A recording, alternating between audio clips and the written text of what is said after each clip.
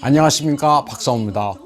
호주에서 중국 스파이 공작을 폭로한 왕리창이 자신의 윗선이라고 지목한 중국 창신투자공사 CEO 샹신과 그의 부인 공칭이 타이완 국가안전부에 체포됐습니다.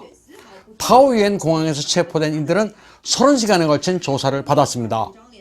호송 차량 뒷자리엔 샹신이 무표정한 표정으로 앉았고 부인 공칭은 카메라 세례를 피해 머리를 숙였습니다. 연금 상태에 묵을 호텔에 부부가 떨어진 채 들어갑니다. 장수성의 한 행사에서 촬영된 부부의 모습과는 딴판입니다. 이 사진에서 공칭은 긴 머리에 상당히 귀족 분위기가 납니다. 공칭은 69년생으로 사우스 오스트레일리아 대학에서 석사를 마쳤고 중국 국방과학기술정보센터에서 근무했습니다. 부부는 타이완에 자주 입국했습니다. 매월 타이완에서 3, 4일을 머물렀는데 이달 21일 의료 미용 명목으로 왔다가 24일 공항에서 체포된 겁니다. 그리고 25일 국가안전부의 1차 조사를 받고 26일에는 타이베이 지방검찰의 조사를 받았습니다. 이후에는 출국이 금지됐습니다. 타이완 법무부는 법에 따라 처리한다는 방침을 밝혔습니다.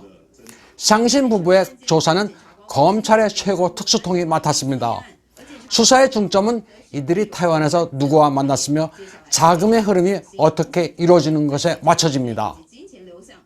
왕리창이 호주 ABC의 60 Minutes에 출연해 중국의 스파이 공작을 폭로하자 중국과 타이완 국민당은 발칵 뒤집혔습니다. 그가 타이베이의 랜드마크 101 빌딩에 중국 공산당의 아지트가 있다고 했는데 실제로 중국 창신투자공사의 사무실이 이 빌딩 9층에 있는 것으로 확인됐습니다.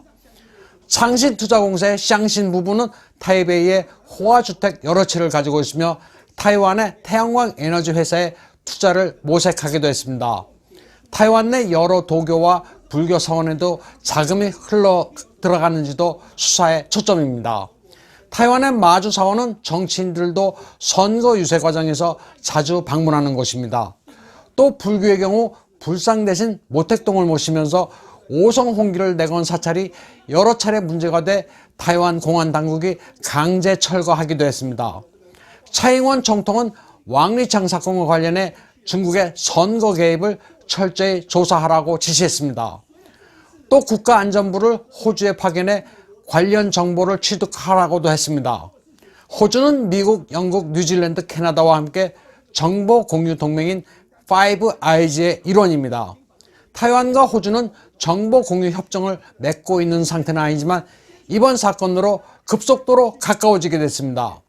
지난 지방선거에서 국민당의 한거위 후보가 중국으로부터 2천만 유엔의 자금을 지원받았다는 폭로가 나오자 한거위는 꽤나 당황하고 있습니다. 왕리창의 폭로는 거짓이라고 주장했습니다. 이는 중국 측 주장과도 같습니다.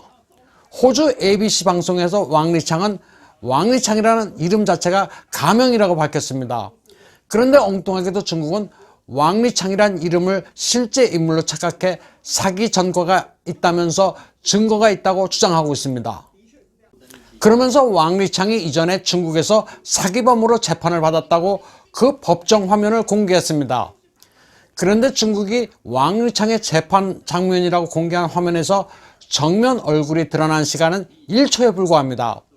당사자인지가 모호한데 여권 사진과 비교해보면 닮은 정도는 59%입니다. 결정적으로 귀 모습이 완전히 다릅니다. 타이완의 수사 전문가들은 중국의 조작 수법이 조악하다고 말합니다. 오디오도 그렇습니다. 재판관의 목소리는 아주 명료하지만 왕리창의 목소리는 아주 희미합니다. 게다가 결정적으로 중국에서 법정을 촬영하기 시작한 것은 2017년부터인데 이 영상은 2016년의 것입니다. 왕리창 사건 정보를 중국을 제외한 서방 진영이 공유하면서 타이완 대선 판도가 민진당의 차잉원 현 총통 쪽으로 급속히 기울고 있습니다. 홍콩으로 인해 타이완이 자각했고 왕리창 사건을 전후해 국민당의 친중 행각이 계속 부각되고 있습니다. 국민당에 투표하면 중국 공산당에 투표하는 것이라는 민진당의 선거 구호가 국민들 속에 파고들고 있습니다. 강종 바오타이, 즉 중국의 한거에 타이완을 지키자는 게 내년 1월 11일 총통 대선의 어젠다로 떠오르고 있습니다. 오늘 방송은 여기까지 하겠습니다.